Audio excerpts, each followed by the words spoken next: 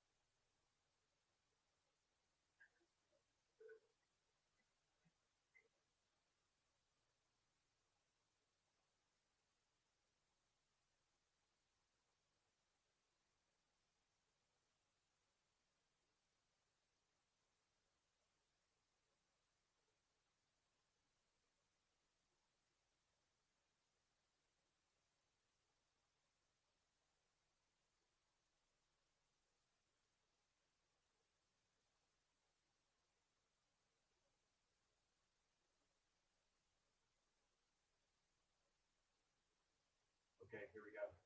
Turning on your audio.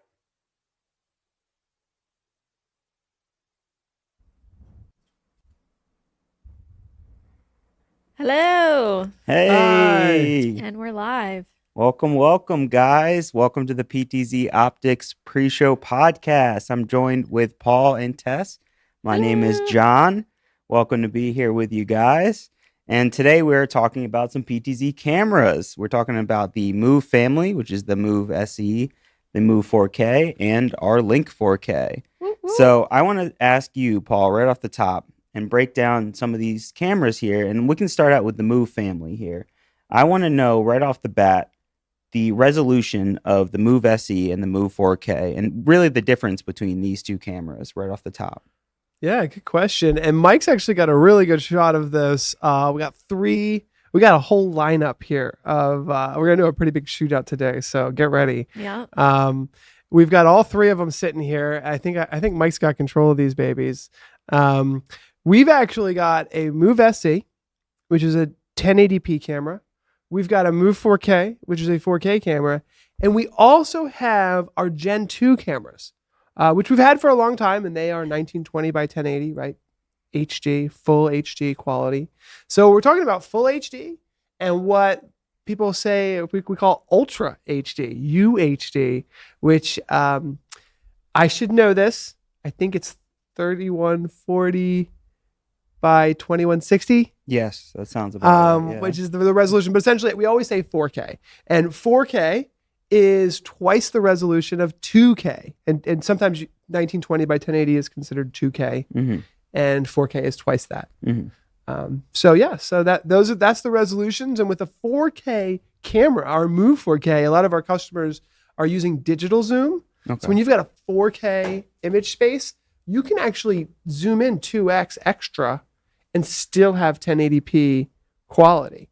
You can zoom in 3x and still be in 1280 by 720, which was like the original HD format as well. Wow. Okay. So with the Link 4K camera, is that the same sensor as the Move 4K camera? It is. So it's the exact same sensor. Okay. These 4K sensors are making a big difference. But honestly, even with the whole Move series, the Move SE and the Move 4K, we've switched to Sony image sensors. And I actually have, I think the data sheet up here. I was looking at this. Thanks for putting that together, John. Our 12x 4K sensor has 8.5 million pixels. Wow. And the 20x and 30x have 8.42 million pixels. And they're basically 1/1.8 inches, which is bigger than they were before. So they're bigger and better, and they've got more pixels. Wow, that's amazing. So we're seeing improvement over the G2 models, and we're pushing to 4K with both the Link and the Move 4K, which is really great. So let's look into like a specific feature, like maybe auto tracking. Now, did we offer like auto tracking out of the box with our G2 cameras in the past? Or is this new for us with the Move and the Link cameras? The G2 cameras do not have auto tracking, though with our CMP application, you can now, with their latest firmware, have them do auto tracking. But out of the box, the G2 cameras do not have auto tracking, but the Move SE and the Move 4K and the Link 4K all have auto tracking out of the box. Okay, awesome. Is there anything different between the auto tracking in each of those cameras, or it functions pretty much the same? You could interchange them. The SE is a little bit different with auto tracking. It's a bounding box. Is that right, Paul? Yeah. So, the big difference, there's a couple big differences in the auto tracking world that I do want to touch on. One is, software versus built in.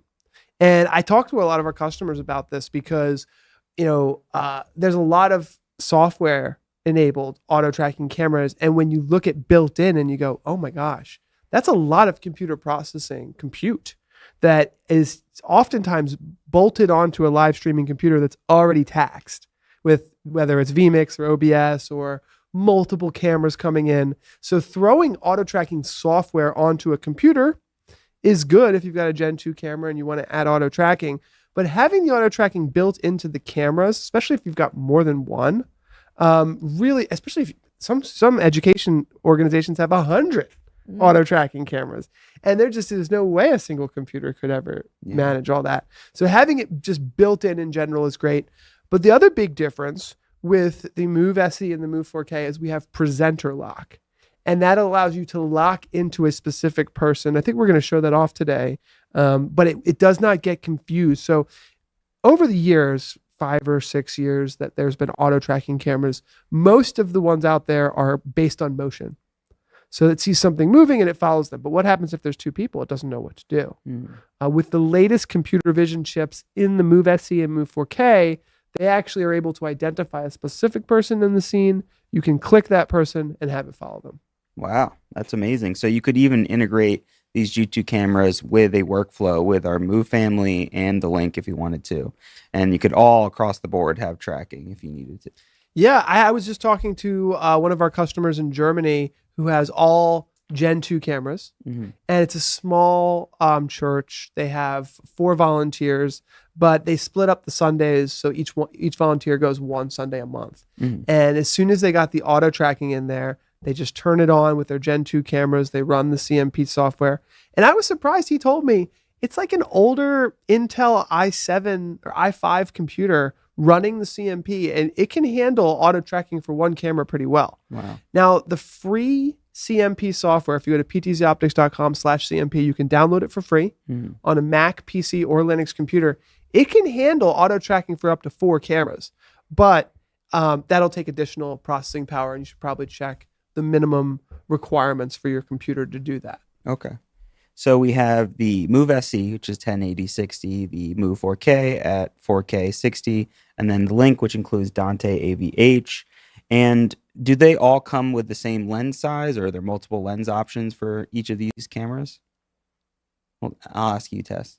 Well, wow, that's a good question, but it comes in 12x, 20x, and 30x optical zoom lenses. So you have that option for each camera. Does that answer your question? Yeah. So a 12x, Yes. 20x, and We're a 30x. going to show a 30x zoom demo in a moment here. I've got these tiny little Legos here. And I think Mike told me I'm allowed to take control of a Move SE 30x. Let's see. I think I've got it here. Yeah, I've got it right here. I can zoom this camera in. A PTZOptics 30x camera is able to zoom in of a head and shoulders shot of a human from up to 75 feet away. So about 25 meters for our friends across the pond. And you can see here, I'm zooming into a very tiny Lego man that our friends at X Keys made us. One for me, one for you, Tess. Yeah. I'm going to say it's about 30 to 40 feet away. And there are our little Lego men. There's one for me and one for Tess right there. So just to give you an idea, the 30Xs are really popular because if you're in a big space, you never know how close you might zoom in on something. And our 30X models are only a little bit more expensive than the 12 and the 20. So they tend to be pretty popular. Okay. Wow. That's incredible. So you imagine like large houses of worship, industrial buildings, just large rooms where you could really use that zoom. And additionally, you have that option as well for the Move 4K if you want the 4K quality to zoom in, and also e-zoom as well. So you mentioned a little bit about the price. Could you tell me a little bit about the price difference between, we'll say, the Move SE and the Move 4K, and what it really takes to jump up to that 4K number? And is it worth, jumping out and upgrading, and specifically what sort of production might you need for 4K, so that enhanced quality? So first, let's talk about the prices here for the Move SE and the Move 4K. What is the price difference off of the 12X? We'll do the standard.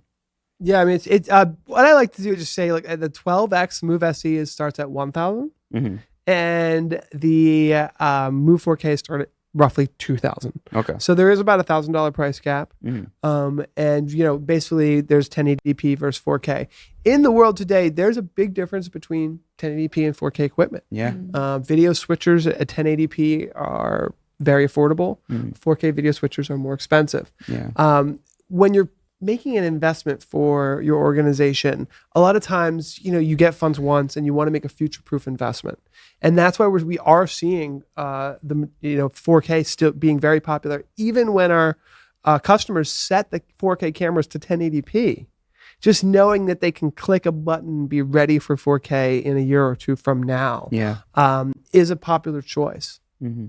Yeah, I could see it being great for a kind of hybrid environment. Say you want to stream, you can easily do 1080p. If you want to record higher quality, you can bump that up to 4K and get a better record if you'd like. Most people aren't streaming in 4K, they stream 1080p. So that's still kind of the industry standard when it comes to streaming here. Alrighty, so I want to talk about some of the output options you have on some of these cameras. So do they all have SDI? Are they SDI units or HDMI? Or do they have both of SDI and HDMI for each camera here? Yeah, good question. So they're all powered over Ethernet, by the way. Okay. So they all got Ethernet, meaning you can stream from every single camera, and that's been true for almost every PTZOptics camera that we've ever made. IP connectivity is incredibly important. So you can connect these cameras to the network, control them with vMix, control them with OBS, control them with the SuperJoy. So IP connectivity, when we're looking at the back of a camera, is kind of the start. And then we have HDMI, SDI, and USB. So it can be plug and play with Zoom if you want, or you can mix and match with SDI and HDMI depending on your workflow. And that's the same for the Move 4K and the Move SE. Okay. And I'm going to ask you, Tess, we haven't talked too much about the Link 4K and how it integrates Dante AVH. I want to ask you specifically why someone might go out of their way instead of buying a Move 4K. Why would they go to the Link 4K instead? Well, the Link 4K has Dante AVH, which offers, in this case, audio and now video over a network cable, multi-channel uncompressed digital audio over the network. So if that's what you're looking for, then that's why you're going to go with the Link 4K, especially if you have an existing Dante infrastructure. Now these cameras can integrate seamlessly in with that. Okay, that's really interesting. That's really good to know because it is very specialized. It's something that's very specific. It's not for everyone. Or if you're looking to expand and make a Dante workflow, that might be a perfect step to kind of jump into that world. But let's look at these other cameras, the Move SE and the Move 4K. They offer NDI, is that right? They do. Not the SE. The SE you would have to upgrade to NDI, but the Move 4K offers NDI HX. Okay. HX3. So if you have an NDI workflow, the Move SE, the Move 4K are perfect cameras to integrate with your NDI workflow.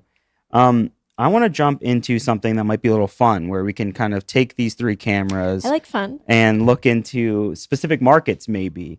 And, obviously these cameras can work for any market. There's adjustments and you can kind of adjust on the fly, like I mentioned, with a 1080 streaming or 4K recording quality. But let's go over some of these major markets, and we can start out with churches. So what would you say is an ideal an ideal camera for a church who is streaming every Sunday? Would you go with the Move SE? Is it dependent on a church's budget, how much they can spend on, let's say, 3 cameras, a Joy G4, and have a setup like the bundles that we're going to have soon? What do you think churches should look for? Should they jump out and go for the 4K quality? Well, it depends, like you said, on budget. Mm-hmm. Sometimes going with a lower budget, but being able to buy more cameras at that lower price point, you might want to get the SE so you can deploy multiple cameras. So it depends if you want more cameras at a lesser price point, lesser quality, or if you want one single camera at a really superior quality. Mm-hmm. Yeah. Would you agree with that, Paul? Yeah, 100%. I think that is the choice that folks are making. Most of the churches I'm talking with are still streaming in 1080. I'm going to say 90% of churches started streaming in 2020, right? And when they did so, they were doing it in 1080, not in 4K, that's for sure. Yeah. And so a lot of churches are saying, hey, in 2020, we got all this stuff. It was crazy. It was hectic. Not quite the perfect setup. Now we want to add a few more. And today what we're going to look at is color matching a Move SE with a Gen 2 camera, because a lot of our customers are saying, hey, I'm already set up for 1080. It's going to be very easy, low budget to put in one extra Move SE.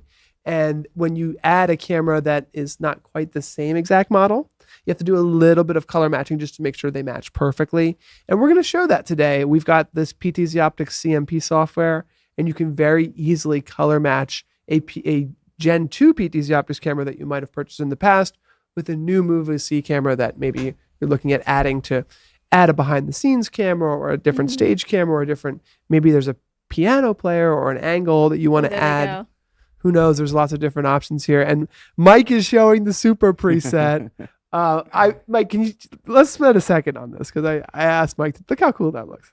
The super preset. Let's show the super preset real quick. So, and I want to talk, since we're on the topic of houses of worship, the super preset is a super feature for houses of worship. And here's why. If you're a house of worship and you have 3 or 4 cameras, your volunteers come in and they volunteer to help you and they operate your cameras for you. But oftentimes when they get set up on their first stream, you come back and the cameras are all over the place. With the super preset, you can set one button to have all your cameras go to the place that you think they should at the same time. So it's a great way to just walk in, click a button, all your cameras are set to where you want them to be. Right. Wow. To just jump in and immediately be ready. That's amazing. And a lot of churches, houses of worship have volunteers. So it's, a lot of people that are not very experienced. They are not used to using a lot of AV equipment. So having one button to press and they're good to go, and a simple joystick to kind of control the camera makes it really easy to set up and go. So I want to transition over to a different market here, something like education. And I'm curious, what do you think would be the best camera for education? Could it even be a Dante-enabled camera like the Link 4K? Definitely. I definitely think it can. There's lots of educational organizations using Dante already. Mm-hmm. Dante has some awesome tools for managing your cameras and other equipment on your network. So Dante has something called the Dante Domain Manager. And I was at IBC and I got a chance to really use it and look at it. And Dante Domain Manager is used by a lot of AV departments in universities and colleges where they've got different microphones and different cameras now even that are being controlled and managed remotely with Dante Domain Manager. So it's a very easy way for organizations to manage multiple systems. So where NDI is oftentimes used in studios and productions and live streaming environments, Dante is often preferred in those larger enterprise situations where there's a bigger university and you've got lots of devices that you need to manage remotely. Yeah, that makes a lot of sense. That remote access would be huge for, an IT administrator, someone who's in a center location on the school who can control everything, every camera, every sort of AV device on the property. I think that 4K sensor too is extremely helpful for like lecture halls, large rooms where you want to track, as well as the auto tracking, track speakers, track any sort of educator that's in these large rooms. And you can zoom in like we just saw with the Lego Men and see the crisp quality that you can get on a 30x zoom. We have a question here coming in from Space Age Consulting. Is the super preset on the controller or the camera? Was Michael just using it? You know this one, Tess? No, I don't know this one. Take a guess. I'm not going to guess if I don't know. All right. It's on the controller. So I'll show this really quickly because I always love to jump into stuff on my screen here if Mike has a minute. So we've got our Super Joy. We've got these custom buttons here. And then on my screen, I'll just show you guys.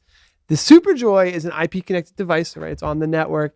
And there's these custom buttons that we have the option to set up. Now, my custom buttons here are actually set to turn on and off auto tracking, which we're going to demonstrate in a little bit. But Mike's Super Joy that he has, he set them up here. If I click a button here, I'll show this for super preset. So the joystick can send 1, 2, 3, 4, 5, 6, 7, 8 cameras to their presets. Plus, it can send an HTTP command. And an HTTP command can be used to switch vMix or start streaming or all kinds of things. But yeah, that answers the question there. It's coming from the joystick. Yeah, that's great. I want to move into another market here, something like sports broadcast, whether it's professional or we recently had a wonderful case study that was on, what was it, Frisbee golf? Is that what it was? Or it was just It was flag football. Flag football, that's what it was, which was a great case study of how they're integrating our cameras and using, I think, Move SEs to record and film their events. So I think auto tracking is a huge feature for something like sports, whether you're following something who's speaking, maybe it's introducing everyone, or you're following maybe an athlete or someone on the field. And I think maybe the Move 4K might also be another great choice for that if you want to use the zoom and have that increased flexibility for zooming in and out. Would you guys agree on the Move 4K? Yeah, and I think that 60 frames per second would be important as well for Yeah. sports. Definitely. Being able Definitely. to capture those frames. Yeah, and I've spoken to a lot of in sports. It's incredibly important to have high frame rate and high bit rate, because if you don't have either of those or one or the other, you have a problem because the ball's moving quickly, right? And you want to be able to see it. You don't want it to be blurry, so that's where the high frame rate comes in. Mhm. Now, oftentimes I've seen sports companies say, "Hey, we're going to stream at 720p, 60 frames a second." Because we want the bit rate to be really high. So it is sometimes from a streaming perspective about a high bit rate, right? And you can think of a bit rate as how much paint is on your painting. So like if you have a blank canvas, you've got 0 bits. Mhm. If you've got 5 megabits per second, you've got 5 megabits of paint in your image that is making up your image. And if you have 10 megabits, you've got twice as much, right? Data. And that's how the quality is. And that But- comes from like your internet connection. Yes, that's how much bandwidth you have to stream reliably. So when you're doing sports, a lot of times they want to have a high bit rate to support the high frame rate. But still 4K is great for like recordings online. So they might not be streaming in 4K, but they want to keep it for uploading on YouTube, for archiving. And then the 60 frames a second, not only is that good for capturing fast motion, it's also good for slow motion. Oh, okay. So when you do an instant replay and you want to slow it down and say, was he on the line? Was he not on the line? Mhm. That's where you want to have that. Two things. One is you want to have 60 frames a second or even 120 frames a second if you can get it. And then you want to have all the cameras synced together perfectly, because sometimes in an instant replay, you'll look at it from different angles and you don't want one to be, a different sync than the other. Yeah. So sports can be tricky, but these cameras are great for sports. Yeah, no, it sounds perfect, especially with the 60 frames per second. That's amazing. I want to lean into, because you were mentioning quality and 1080. I'm curious about the opposite side of things. I know, especially with like houses of worship, they are limited by their network and what they can afford in terms of bandwidth. And I know for a lot of churches, they're still streaming in 720p because that's just, the max that they can really allot on their network. So can these cameras, or maybe the Move SE being the most affordable PTZ camera that we offer, can they drop down below 1080p? Is that possible? Yes. Oh, 100%. So on the back of these cameras, there's a little yellow dial. Mhm. And the little yellow dial, you use something called a tweaker. You're Okay. familiar with a tweaker? It's like a little Yeah, tiny The Phillips tiny head screwdriver. Tiny just tool, yeah. And you just twist it. And on the bottom of every camera, there's a chart. And the chart will say, hey, if you have the yellow dial at 0, that's 4K 60. Mm, If you have it at 5, it's 720p. okay. So that's how you set the hard outputs, meaning the SDI, the HDMI, Mhm. I believe the USB. There's a view of it. There it is right there. There's that little yellow dial there. And if you, for the IP outputs, those are configured. An IP output would be NDI, it would be Dante, it would be RTMP streaming for streaming to YouTube or Facebook. SRT is another popular one, Mhm. and RTSP, all of these different IP streams. Those are configured in the web interface of the camera. Wow. So you could just even have one of these cameras and stream directly just from a single camera source? Yeah, so if you wanted to stream directly to YouTube or Facebook or anywhere directly from the camera, you can do so. But what we usually recommend is to run an audio source into the camera so you have audio and video. Okay. Wow, that's great. And you also mentioned that there's USB outputs as well for each one of these cameras? Yeah, so these all support USB, so you can plug them right into your computer and they show up as a webcam. Okay. Wow, that's great. That's wonderful. And that's really unique for a lot of cameras to work as this advanced PTZ camera, even a 30X with this crazy zoom, and then you could easily plug it and play in a USB. That's really great. So as we're on a podcast right now, I thought it'd be meta to ask, what is the best PTZ camera for a podcast? Oh. Would you go with, the affordability with the 1080p because you're kind of used to that? workflow, and that's still kind of the standard for podcasting? If I was starting out, I would probably go with the SE. Yeah. Yeah. Starting out for the podcast. And by the way, I did see a question from Sol TV. Just since we're live, I like to answer those. That yes, you can control the Gen 2. You control the 4K cameras with the Gen 2 controllers. The protocols have not changed. So you can go into a Gen 2 camera, type in the IP address of your new Move 4K camera, and it will control it. For podcasting, I love that the Move SEs are at a $999 price point. Podcasts, I feel like it's okay to get the cameras close up. Yeah. And we're actually showing some of our cameras are pretty close to us right now. Yeah. And we use the 12X cameras, so the less expensive.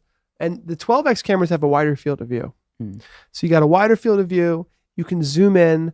I think that these cameras are really good for podcasts because you can get a tight shot. You can back out. You can lock the focus.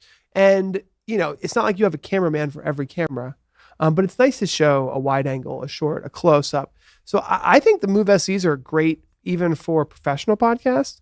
But once you get to a certain level, I do think a lot of YouTubers even are archiving things in 4K. Yeah. So while you might stream and switch and record in 1080, I think a lot of people are enjoying or thinking about, hey, this quality content that I'm creating, I want to eventually upload in 4K or at least record and archive and store in 4K for post-production. Yeah. So if you're at the Joe Rogan level, if you're at a pretty high level, you probably will go 4K because budget is not quite as a concern. At the PTZOptics level. Yeah. Yeah, that's right. So it really depends on your budget. I think that really is what it comes down to, how much you're willing to pay individually for the camera and what you're looking for, whether you want that 4K workflow, the Dante workflow, which is specifically with the Link 4K.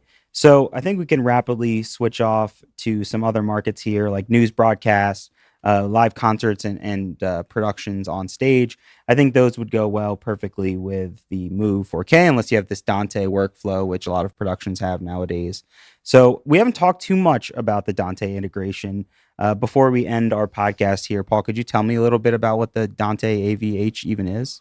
Yeah, so Dante AVH is a high quality but low bandwidth IP video production protocol for Dante users.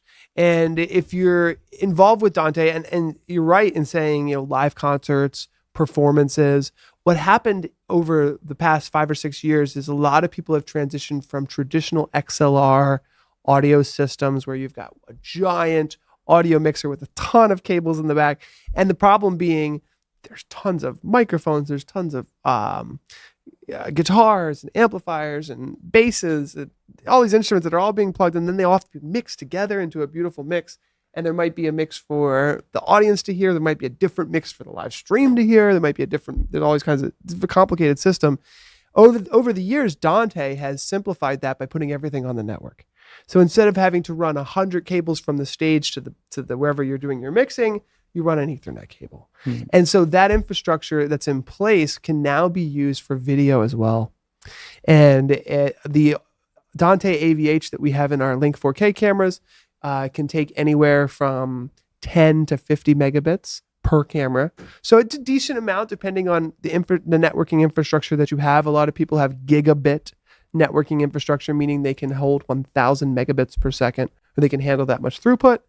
And the Link 4K uses a fraction of that. It's very high quality, low latency, and can be routed anywhere. So if you've got a Link 4K camera, you may be using the Dante controller. And the Dante controller allows you to route everything. It's like a matrix router, but it's software based.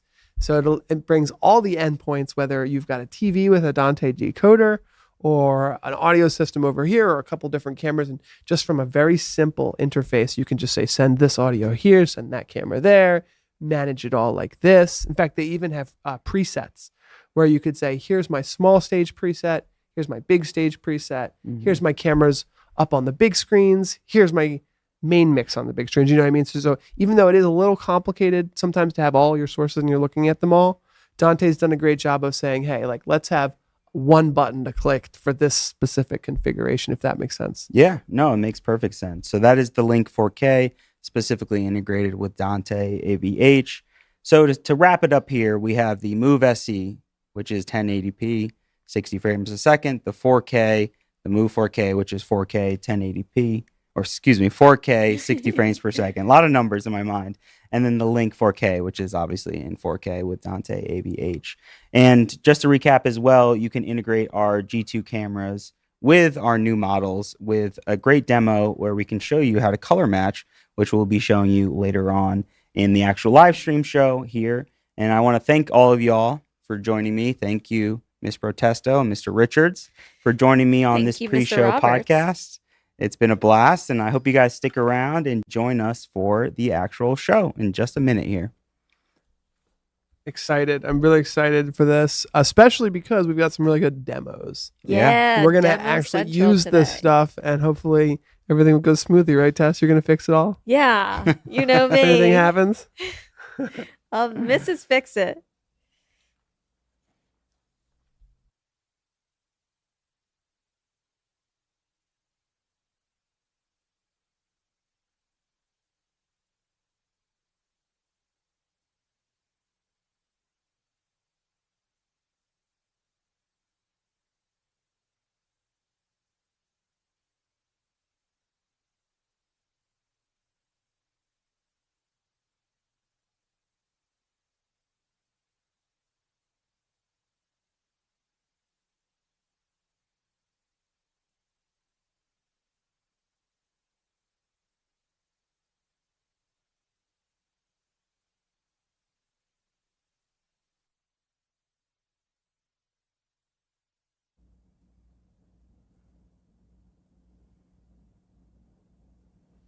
Hey guys, welcome to PTZ Optics Live. We are live the last Wednesday of the month at 2 p.m. Eastern, 11 a.m. Pacific.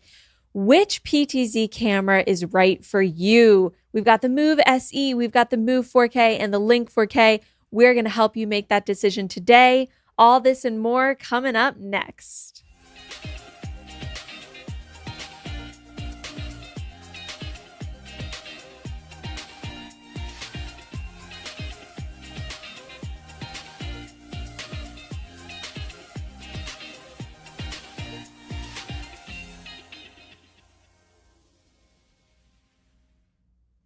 All right. Hi, everybody. Hey. Hello. Welcome.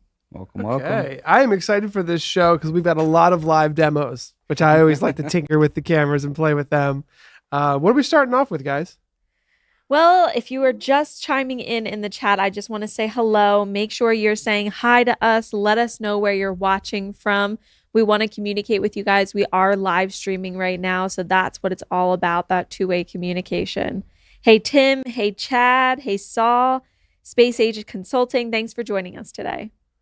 I remember what we're starting with. We are starting with a live demo of all of the cameras side by side. So we've got a Move SE, a Move 4K, and a Gen 2 camera to take a peek at here. Mike's got them pulled up. And why don't you just throw a super preset in there, Mike? Look at this. All of them moving at the same time. Mike is doing that with what we call the super preset on the Super Joy, which is one single button that you can press to move multiple PTZ cameras at the same time. And we're doing that. Wow, Mike is getting good. Look at him go. Good job, Mike. Smooth, Mike, why don't you say hi, by the way? Props to producer we got Mike. a camera on our producer over here. He's kicking butt. You get his silhouette. Oh, there he is. You can see him rocking out vMix. In fact, I'll just foreshadow. I got some cool vMix stuff coming up in the show too. I'm going to show some secret sauce for us. I'm going to show triggering auto-tracking with vMix. Yeah. And I just posted a blog post about that as well. Thanks to Matt Davis, our lead engineer, for the coding on that. All right.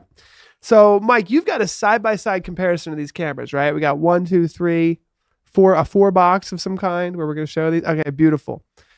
All right. So we've got the Gen 2 PTZ Optics in the top left.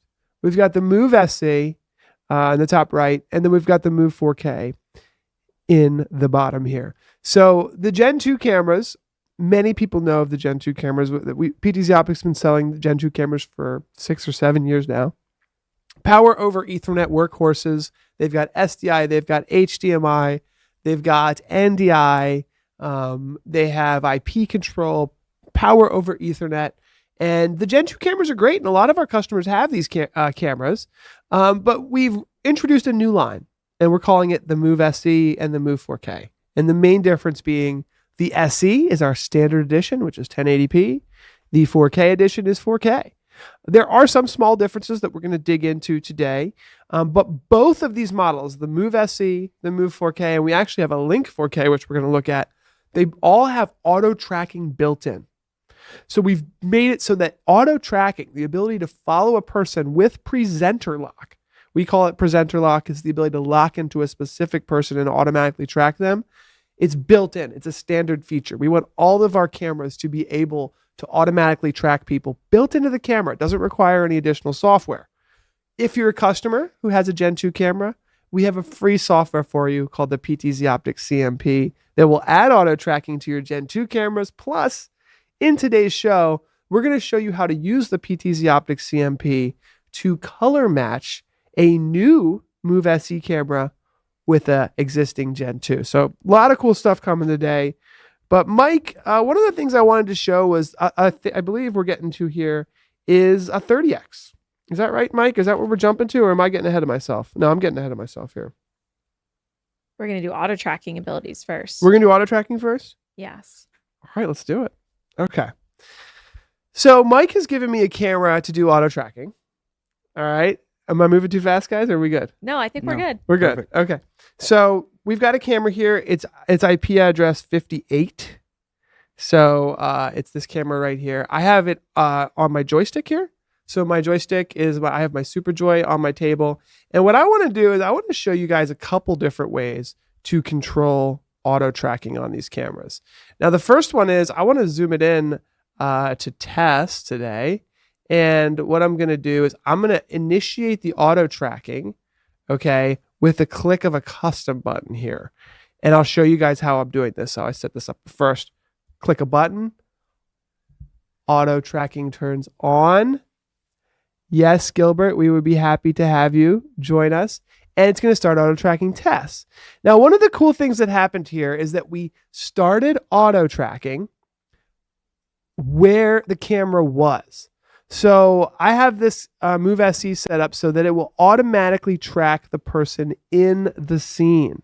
So I can go ahead and click this button again, and it will stop auto tracking. Okay, boom, voila, done. Now you could also auto track with the IR remote control. So I can hit a button here, and it's this F3 button, and I can start auto tracking that way. And another thing that I can do is I can start auto tracking through vMix. Wow. Ooh. That's something that is new. So in this segment here of our video, I'm going to show you how to start auto tracking with vMix, and I'm going to take you into vMix now to do it. All right, let's jump in. So here's my vMix interface here. I've got my Move SE camera here, and if you're not familiar with vMix, you may or may not know that PTZOptics camera control is built into vMix. So I can go ahead and easily control my camera directly through vMix, which I'm doing now, because I know the IP address of the camera, right? Here's the IP address.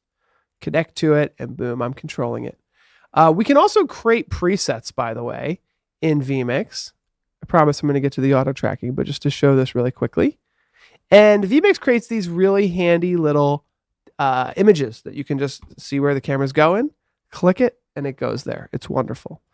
But how does vMix can turn auto tracking on and off for a PTZOptics camera? Well, what we do is we go into settings and we go into scripting. And I want to mention that I recently wrote a blog post about this. Now, did I write it? No, Matt Davis wrote this. Okay, so I'm not going to take credit for this, but I did post it on WordPress, so I get a little credit. But just reason why I'm saying that is because you can go to our blog and get a step-by-step guide for this, because I'm going to go through it a little quickly, but you guys can get a step-by-step guide here, and I'm going to take you through it. But essentially, when you get to the scripting area, what you can do is you can add a script. So I'm going to delete this one so I can add it back. And what you do is you hit the add button and you give the script a name. So I'm going to call this A track on. and then you paste the script in here. This is the script that is on our blog post, so you don't have to figure this out yourself. The only variable that you need to think about is the camera's IP address, because that's how vMix knows what camera you're actually sending this to. Hit save and close. Now, there's a script for tracking on and a script for tracking off, okay? There they are right there. The script for tracking off is just a little different than the script for tracking on. All of that is on our blog. Once you've got these scripts, and by the way, I should mention that vMix scripts are only available in the 4K and Pro editions. Okay. It's not available in the basic HD version, just so Good to know. we're all on the same page. When you create a script, you can also create a shortcut to control that script. Okay, so I can say, all right, start this script, a track on, that's the script name, and then boom, when this will turn auto tracking on. So when I hit, for this one, it's when I hit the key G, auto tracking will start. And then I set up another one, when I hit the key H, auto tracking will stop. Okay. So let's see if she works. And I'm also, I don't know if you know this, but in vMix, you can actually just use this little shortcut button here. And, Mike, if you zoom out for a sec, so I don't want this to get cut off. If you go to the web controller, you can literally pull up this IP address of the vMix web controller, and from anywhere on your network, you can use this as well. Nice. And you could do the same on like X Keys or Stream Deck or something similar. You can. And in the brand new vMix 27, which is still in beta, the web controller actually shows video preview. So all of Nice. these little shortcuts would have a video preview. So let me go ahead and I'm going to click this A track on button. Auto tracking just started. And it doesn't see anybody because I'm zoomed into this little thing. So it is going to, doesn't see anybody, so it doesn't know what to do, right? So I'll turn auto tracking off real quick. But you can see it's working, but we want to see it. We want to see it actually work here. So what we're going to do, you do need to have someone in the frame, right, for it to track. So Tess, I'm going to choose you again. Get you in there. Now I'm going to Press G? click the auto tracking button. And it should automatically frame you in the scene and start auto tracking you. So we just turned on auto tracking with vMix. Thank you to our engineers who helped me with those scripts because it wasn't easy, obviously, but auto tracking was just turned on with vMix. Pretty cool. Now let's say we want to turn off auto tracking. Boom, stop tracking. It stops tracking. Now a couple things I want to mention here. One thing is that in the PTZOptics camera itself, we have a couple things set up here. There's a tracking start location. So we have track now set up. That means wherever the camera is, it will start tracking the person in that subject. But we can have it say when auto tracking is called, move to preset 0 or move to preset 1, which is helpful in certain scenarios where maybe there's a teacher at the front of the Podium classroom, podium. Exactly. I'm going to keep it on track now because I really like that. You can also do a time delay for your tracking and things of that nature. So I wanted to show that. And then one more little vMix feature before we go from vMix.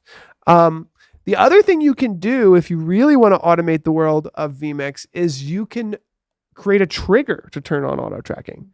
So you could say, all right, well, when I transition to this input, this is my auto tracking input, I want to trigger.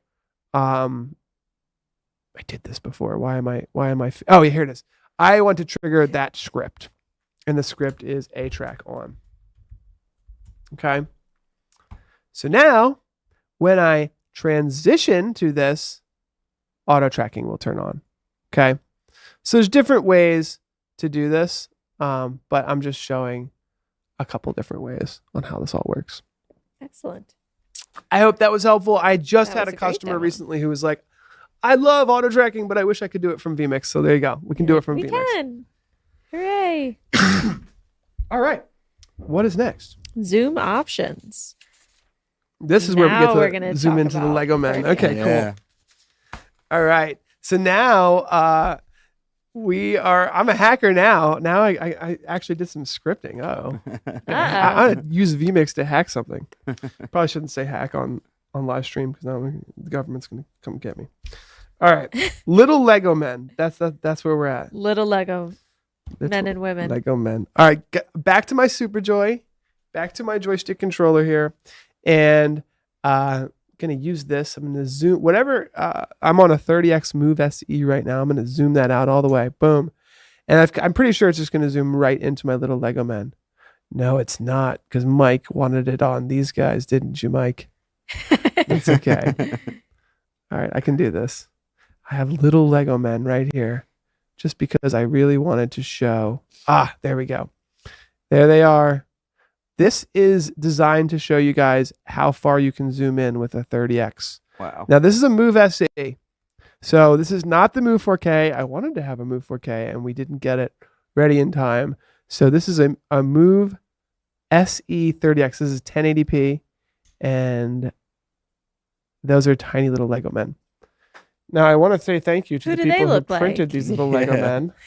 Look a little familiar. They look familiar.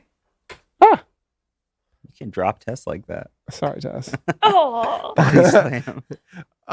So there you go. That is a demonstration of a 30x. A 30x optical zoom lens can zoom in to a head and shoulders shot of someone on stage from up to 75 feet away. If you have a Move 4K with 2x digital zoom enabled, you can zoom in to a head and shoulders shot from 150 feet away in 1080p mode. So the 4K can double your zoom level, and our engineers have a new hybrid zoom, a function to really maximize what this is capable of. Mm-hmm. So if you're at a very long distance, and we see this, our 30x cameras are our most popular, Right. because people want to zoom in from far away, and the Move 4K 30x is the most popular.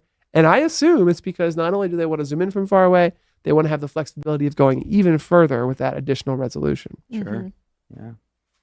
Should we review the PowerPoint to go over the basic recap of all three of our cameras here, the Move SE, Good the call. Move 4K, and the Link 4K? Yes. Yeah, we kind of jumped right into the demo. That's one of the things We you're going to got have to demo learn happy. So about exciting, me, John. yeah. I get excited, I'm going to say. So the cool thing about the Move 4K, I'm glad you mentioned this because it's worth noting.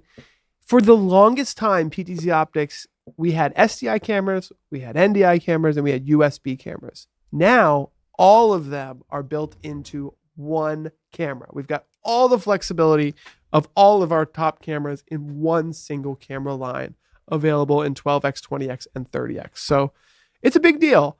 And the Move 4K not only can do 4K 60, but we can also have power over Ethernet, control built into some of the top live streaming systems, right? vMix, OBS, Wirecast. And it's really good. So it looks like Chad over there is going to have to upgrade his 30X. I'm guessing he's got a Gen 2 30X. Now he's starting to want the 4K. It's understandable. And the Move SE, by the way, for a lot of our customers who have Gen 2s, the Move SE is a perfect slide-in additional camera with Gen 2s because it's 1080p just like the Gen 2s were. And can you adjust the zoom level for auto tracking, or is that static? We have a Move 4K. Currently, it's static. We are working on some new firmware features that are going to give you some more control over that. But the way our team looked at it is we want to get auto tracking built into every single camera, and then over the next few years, really give you more features and functionality and control over it. I wish there was more out the gate, but they raced really hard to get that pretty killer feature put in every single model. So they tried their best, and they're working to improve it. The Link 4K, which we briefly mentioned, is the Dante version. So instead of having NDI here, it has Dante. By the way, John, we have to update this slide because it is 4K 60 now. Beautiful. So Dante is available in 4K. There was a little time. editing on the fly. Do a little editing. Keep it Keep it honest. Keep it honest here. All right, so top uses. Thank you for putting that together, John. We got classrooms, worship services, corporate events where you want to be able to auto track. The thing that we haven't shown yet is the presenter lock. And I think we should do that because Yeah, I don't want to skip that actually. absolutely. Mike, give me a 4K camera that I can play with. What's it going to be? Which one can you spare? This one's a Move SE, so I want to do this on a 4K. The longer you take, the more likely it is I'm just going to grab one. Just kidding. Let's see here. Dot 60. Okay. All right. I'm going to pull up a camera, and I'm going to do this all over the web interface, even though you can do it with a you can do this with your remote control. Let's pull up the web interface quickly, Mike, because this might actually be a good way for people to see this. A lot of our customers want to control their cameras remotely, right? It's a robotic camera. When we go to the control tab, we have the ability to turn auto tracking on, and we have a couple different options for bounding boxes. And so we're going to use the bounding boxes. Now, before I do this real quick, I just want to check. Okay, so this is IR remote 1. I'm going to set it to IR remote 4. All right, come back to this. In the control tab, sorry about that, Mike. I'm going to turn auto tracking on. We've got the bounding boxes on the selecting the target. You can turn the bounding boxes off because there's times when you're in a live broadcast, you don't want a giant bounding box on people. Sure. But I am going to do the bounding box so you guys can see what's going on. The other thing here is the zoom mode. You see we've got the optical, digital, and then we also have a hybrid mode. The hybrid mode's in beta, so in order to turn the hybrid mode on, you go into advanced over here. Not going to do that right now. Anyhow, we have it on. Let's do digital, and we'll do like a 2x digital just in case. All right, motion sync is on. Let's turn auto tracking on. So when we turn auto tracking on, you can see a bounding box around tests right here. And Mike, I don't know if you want to go to the big screen or not, but essentially we have the ability to switch between. Let's see, will it get me over here too? Yeah, a little box for me over here, and big box for you, Tess. I think I kind of want to do a little auto tracking. Is that okay with you guys? Yeah, I'm fine with that. Go wild. Track away, buddy. All right, you guys are gonna have to talk. So I'm leaving my mic. Okay.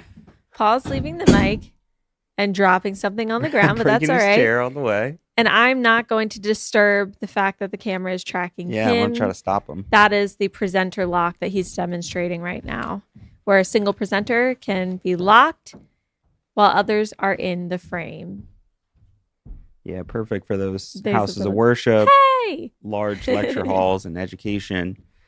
Very large buildings. You can just track and follow people along their route. So that's because I feel like we didn't show that. Sorry, I know that was kind of like sideways. Yeah, no. But, now I'm going to turn the idea. auto tracking off. Boom. Just wanted to show that. So that's what we mean by presenter lock, the ability to choose a specific person. Now, by the way, I'll mention if we have the bounding boxes off and we turn auto tracking on, it's going to zoom into the most center person. So that's Tess, right? Oh, look, we've got Tess. But now we could be like, you know what? We actually want John. Boom. Now it's on John. Okay. It's pretty clear who it's on right now. It's on John. What are you doing, John? Stuck in a box. So, but the point I'm making here is that you might not want to have those bounding boxes on a live broadcast. So that is what that is. And then here, Mike, can I just show really quickly? I'm going to change it back to Tess. With the click of a button, now it's on Tess, right? Voila. No bounding boxes. So, by the way, let me see one more thing here. If we turn auto tracking off, hit apply. See how it says stop tracking and all that? You probably don't want that on your live broadcast either. So that is where we can go to. You can actually go to the menu and you can go to setup and you can turn off. It's actually in other. And I'm glad I'm showing this because I just learned this recently, actually. Display info, you could turn that off. And then it won't even show the auto tracking on and off I didn't boxes. know that. Is that for everything? Like any sort of notification on Yeah. screen? All the on screen. Now, Okay. I keep that on because we do these live demos and we want people to Yes. see what's going on. Sure. And it'd I be like very the hard visual to turn too. it back off. Yeah, I would be like, oh gosh, what's going on? But customers want two things here with our auto tracking. And we are hoping to be the best auto tracking, options out there. So we're always Absolutely. trying to add these features. It's nice to have bounding boxes, especially when you're learning how the camera's working. Because you're like, oh, you know what's really nice too, to be honest with you, if you go back to my web interface, Mike, check this out. There's a debug option, which you might think, oh, why would I want the debug option? Well, the cool thing about the debug option is, check this out. It's going to show you all the people, like it should show, see, like, so basically you can just go through and be like, okay, who is it seeing? Go through everybody without triggering the auto tracking. And it helps you kind of get an idea of what it's seeing as a person. Obviously, it's doing a great job, right? There's 3 people on stage. It's seeing all 3 people. But just to give you guys kind of an example of how all the auto tracking works. And I do think, Mike, that's a good little nugget for our video later, is like, how do you turn all of the auto tracking bounding boxes and notifications off? Yeah. Because you probably don't want to see that during your live stream. The More Perfect Union is asking a question. I love your cameras, but is there an app that will allow me to see what cameras are available to me, as well as control all of their settings, functions, etc.? And we do have an application for that, which we're going to demonstrate in just a moment, the CMP, or Camera Management Platform, which is free to our customers. What a perfect segue, Tess. Thank you Perfect. for asking Thank that you for question. segueing for The us. More Perfect Union. Let's do it. All right. So that is literally our next thing on our list here. Excuse me, is to open up the Camera Management Platform. You can get this at PTZOptics.com/CMP. Totally free for Mac, PC, and Linux computers. And we're going to go ahead and do this. I'm going to do this from scratch. From scratch. I was going to do this from load last configuration because I've already got it all set up the way I want it. But you know what? I'm feeling lucky today. I'm gonna do this from scratch because I want to show you guys how easy it is Doing it on the fly. to do it from scratch. So this is scratch. This is the way you can set this up is in the bottom right. You can look at this in a quad view, a triple view, or a double view. I'm going to do a dual view. Because today what we're going to do is we're going to add 2 cameras and we're going to color match them.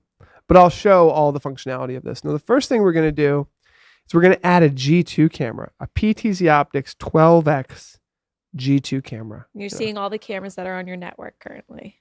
Yep. So that's showing every single camera on the network. Ideally, it brings in a little image of one.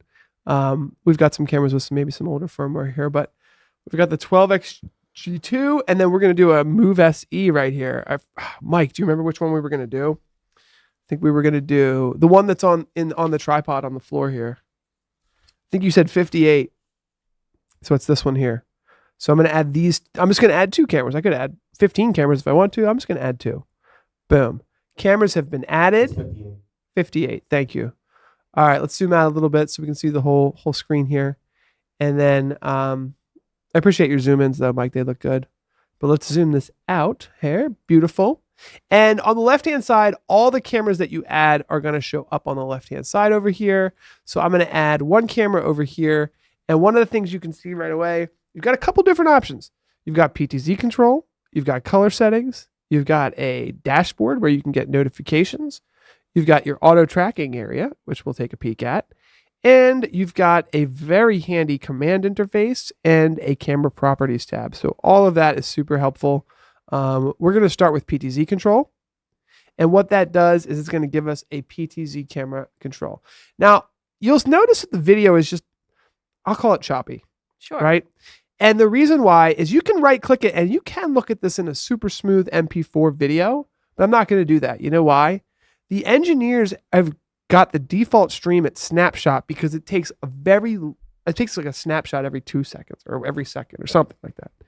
And it's very low bandwidth on the processor of the camera because Mike is using the NDI feed for this live stream.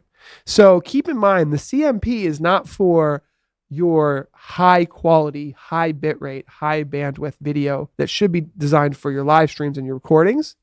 While it can pull that high quality stream, we generally don't do that because you want to reserve that for your video production. So this is meant to slide right in next to vMix, OBS, your TriCaster, your live stream studio, and work with these cameras without taking a whole bunch of bandwidth that you would probably want for your other software.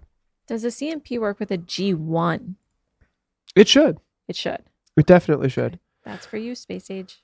So once again, I'm going. Hi, Space Age. Thanks for being an OG with the G1. We don't even get those that much anymore. So it's nice to hear some G1 customers still around. And what I'm going to do is I'm going to zoom these two cameras into a similar place. And we could spend a whole show on the CMP. In fact, we did a whole show on the CMP. So this video is going to be how to color match a Move SE with a G2 camera. So on this side over here, we've got our G2 camera. So on the left-hand side, you can see it's the G2. Okay.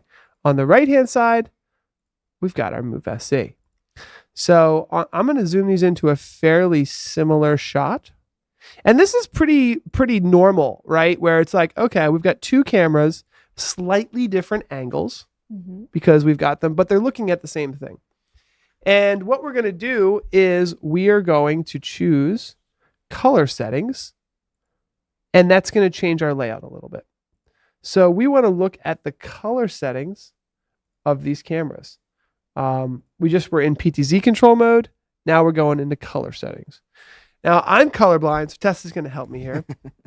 I got you. I'll even maybe move this a hair so you need can to see buy a you little those better. colorblind glasses so you can really see the world for the way it is. You never bought them, did you? I did. I have You some, did. but they're like sunglasses. So Okay. it would be a little weird to be wearing sunglasses on the live Yes. stream. But I'm going to show this tool, and I'm not going to do a great job of color matching because I'm colorblind. But the first thing I like to do is the exposure, which is basically like the iris and the shutter speed. So let's just make sure that the iris and the shutter speed are like feeling good here, right? So we've got the iris almost as open as possible at f1.8. We've got a shutter speed of 160. I like 160. In fact, just throw this out there. There's a rule called the 180-degree shutter speed rule, meaning if you're recording and streaming at a frame rate, you double it to get your shutter speed. So we're recording and streaming, I believe, in 30 frames a second. Is that correct, Mike? Yes. Okay. So I think we're streaming in 4K 30, not 60. So the correct frame rate would be 1/60th of a second. There you go. And that just makes really smooth, crisp video. It's just natural to the eye. So right now I'm looking at these two cameras. They've got almost identical exposure settings, but they're different cameras, right? So they're looking kind of close together, right? Close-ish, not quite there yet. Not quite there, but what we're gonna do is we're gonna go to the color profiles now and really tune them in. Now there's this really cool feature where you can drop different color markers onto the software, and what we're doing here is, what color is that? Is that would you call that orange? Orange. It's Orange. more orange than red. And blue, right? So now we have these RGB values that are showing us red, green, blue on the left side and red, green, blue on the other side.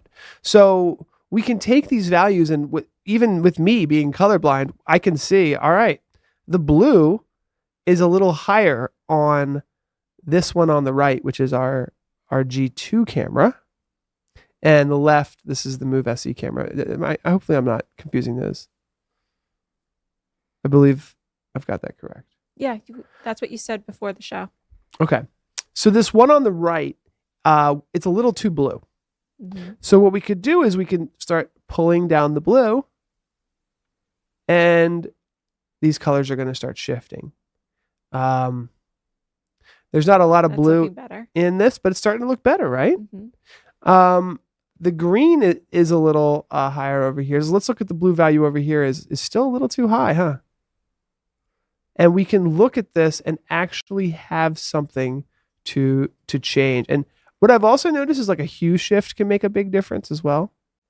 You can see those colors changing, and it's making a difference. So oh, there you go. There we now go. Go up a little bit.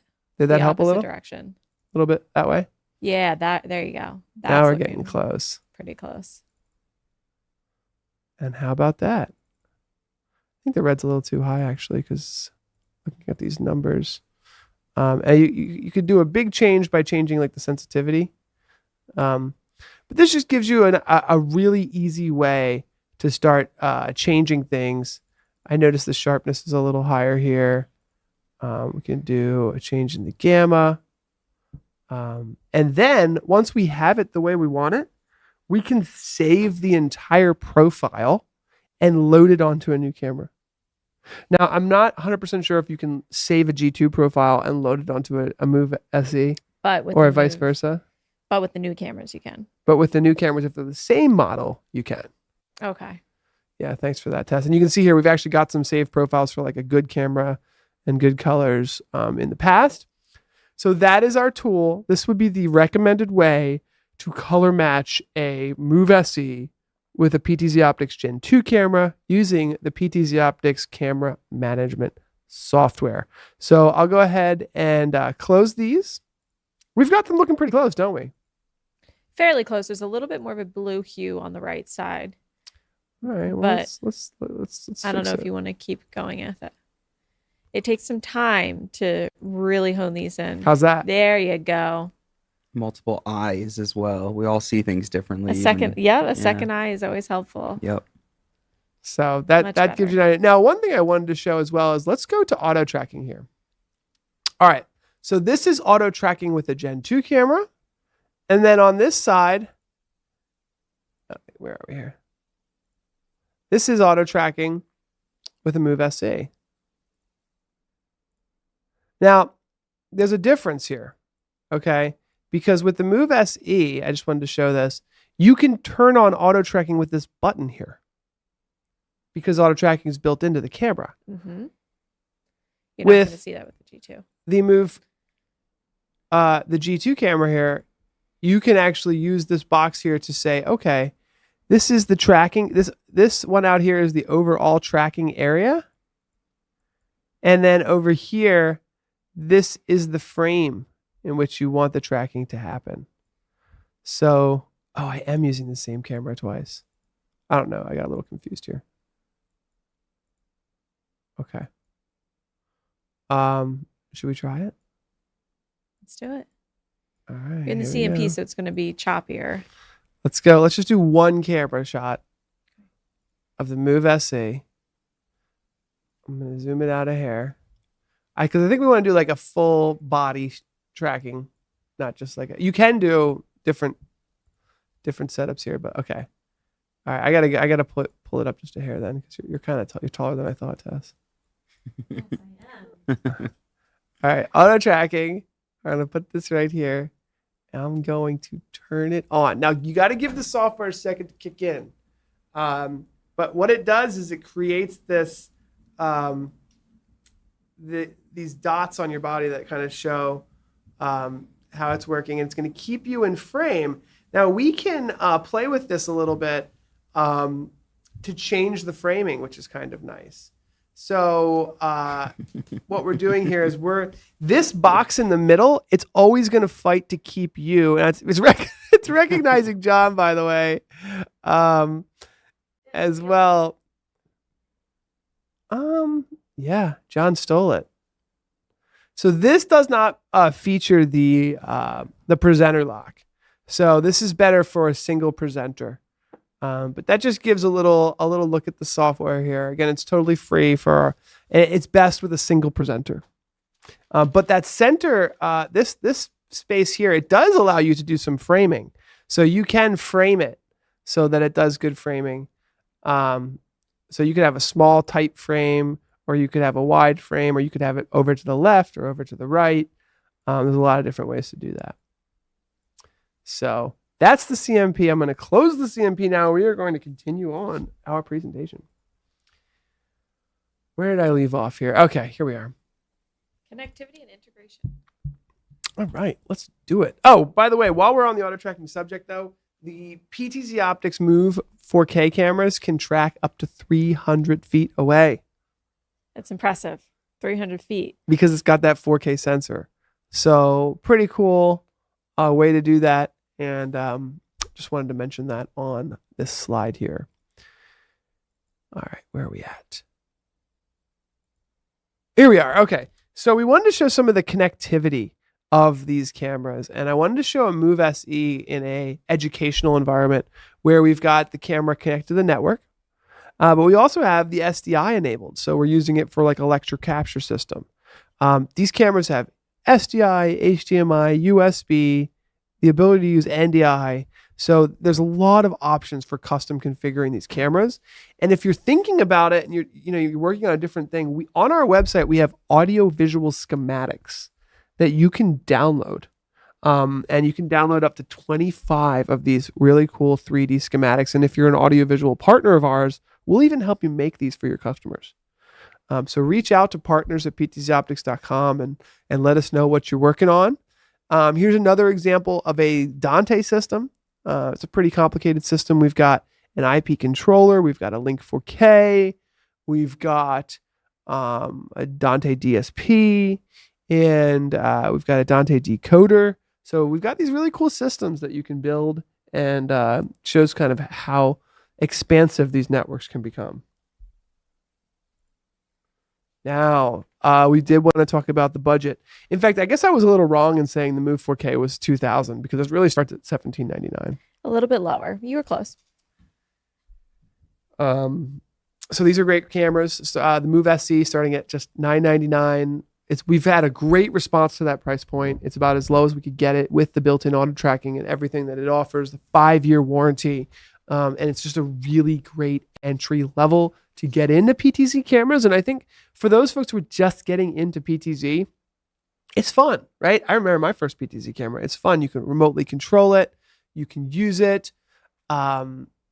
Space Age Consulting is one of our partners, one of our really successful partners. We're happy to help you with those diagrams if you've got, because we like to learn from our partners. Absolutely. They have a special project. We can help build that diagram for them.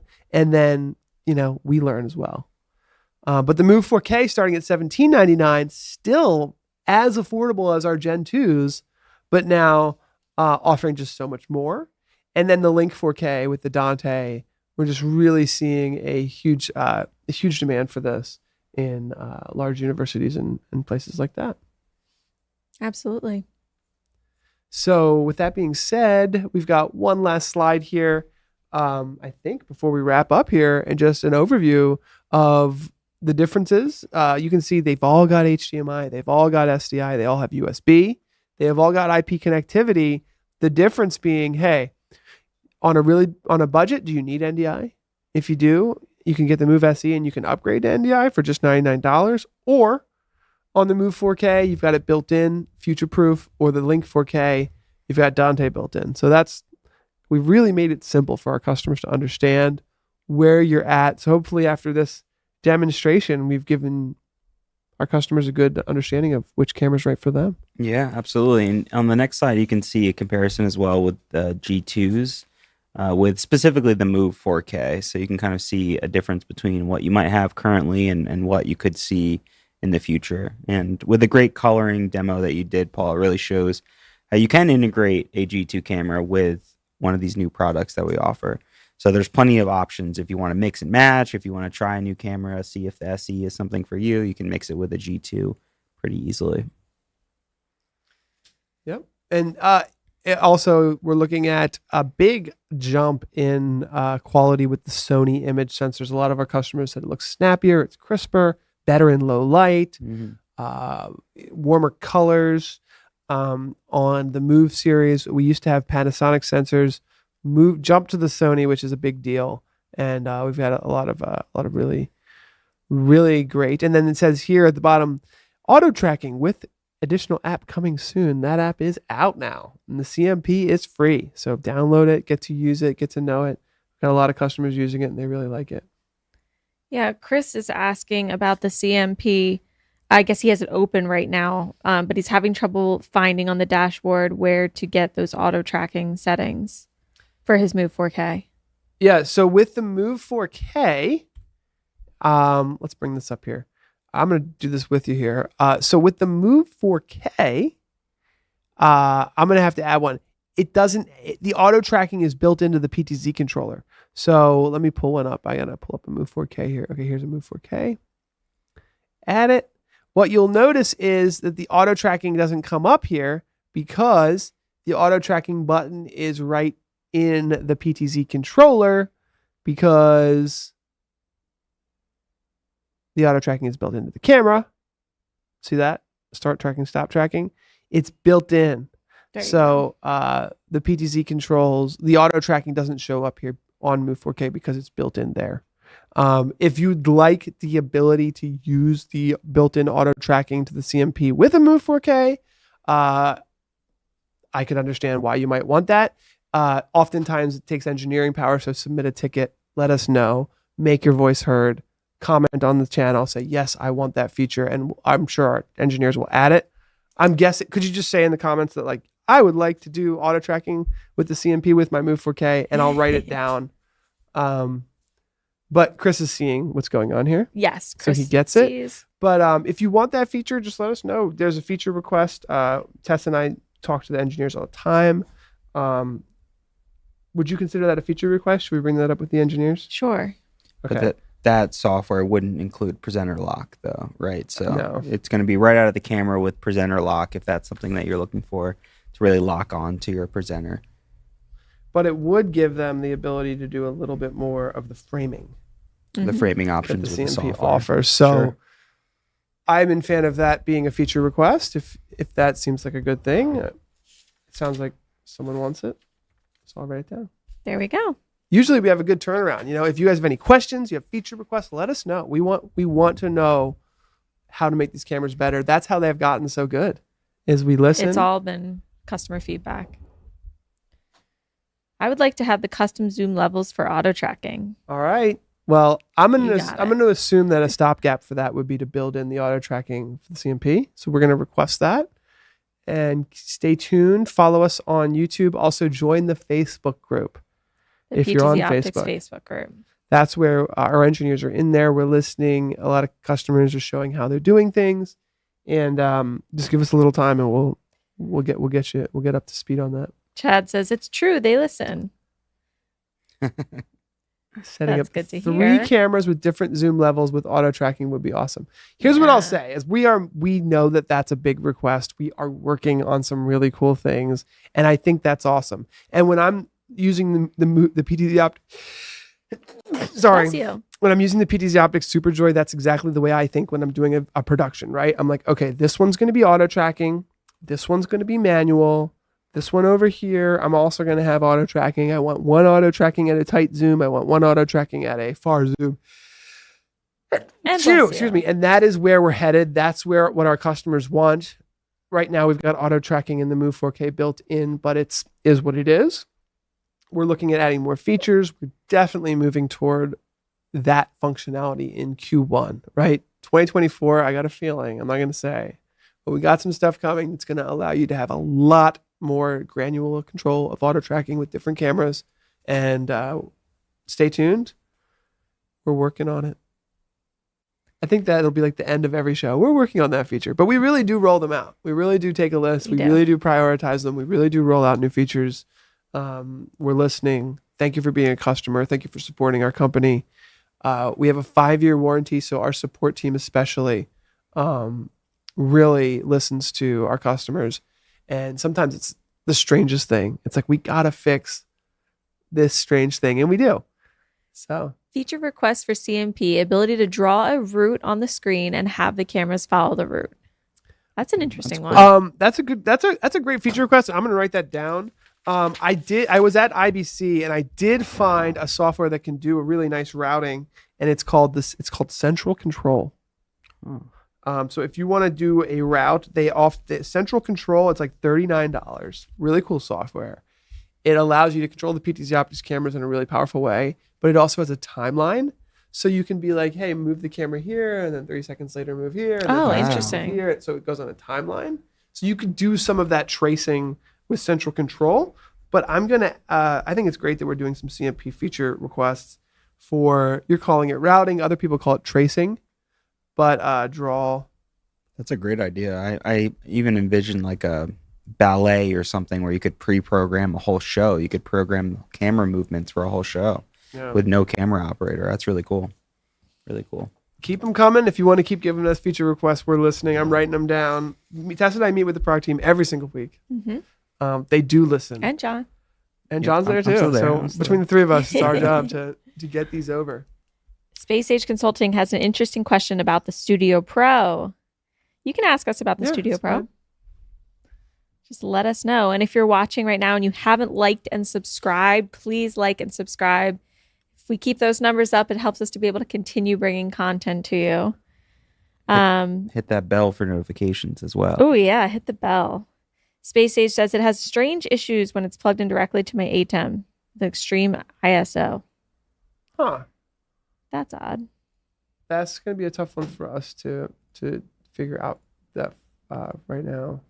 That one might be a support issue. So Okay. you can visit community.ptzoptics.com and chat with support team. Anything like that, we wouldn't be able to figure out on the live stream.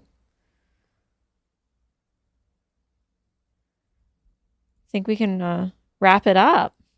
All right. Mike's going to show one more super preset there. Yeah. I love the super preset. We need On the joystick. Boom. yeah, we need like an audio cue for that. Super. They look so human when they're like that. It's like iRobot.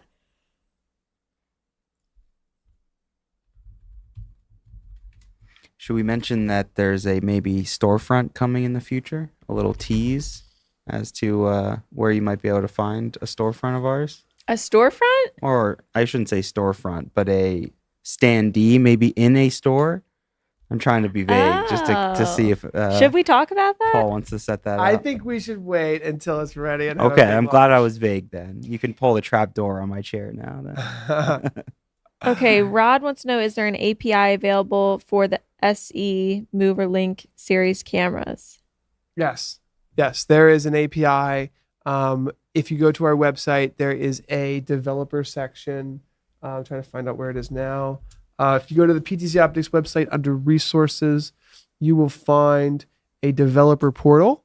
And in the developer portal, we've got all of our commands. The HTTP commands are there, which is, essentially a form of API. I don't know exactly what you're looking for.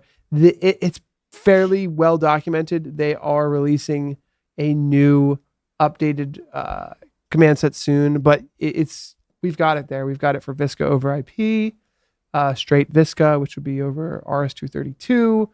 We've got the full Visca over IP commands with a packet sender. We've got the HTTP commands with CGI. The SuperJoy has a commands, and then we also have Crestron and Extron commands. That's a lot. And we're working on even doing QSys plugin as well. You are speaking another language to me now. Gilbert says, I think in reference to the super presets, does that mean we could do a synced song with Ableton, vMix, and PTZOptics cameras to have everything run itself? Yes, that's a really good point, Gilbert. And I'm happy to show that actually. So maybe I don't have to demonstrate this, but essentially, PTZOptics cameras support MIDI as an input. So you can send MIDI commands to PTZOptics cameras and control them. So and is he saying Ableton? Yes. So with Ableton, and also vMix supports MIDI as well. So, and vMix supports PTZ control. So depends on what level of vMix you have. If you have vMix 4K or above, you can use vMix to handle all the PTZ controls, which might be if you have the 4K version, might be the best way to do it. If you have vMix Basic HD or HD, and you don't have the PTZ control, vMix still supports MIDI. So you can take MIDI notes from Ableton throughout your song, send them to vMix so you can do all your switching. You can send them to vMix to do all your PTZ control, or you can send commands directly to the PTZOptics camera. Bye, guys. Thanks. I saw some people saying bye. Bye. Okay. I was like, whoa, that was quick. Yes, we are headed to NAB New York in October. So if you're able to attend that show, make sure you stop by the PTZOptics booth. I think we're 406, somewhere in the 400s. So check us out there. And thank you so much for joining today. We really appreciate you hanging out with us and engaging with us. And we will see you at the end of October. See you then, guys. Thank you. Thanks.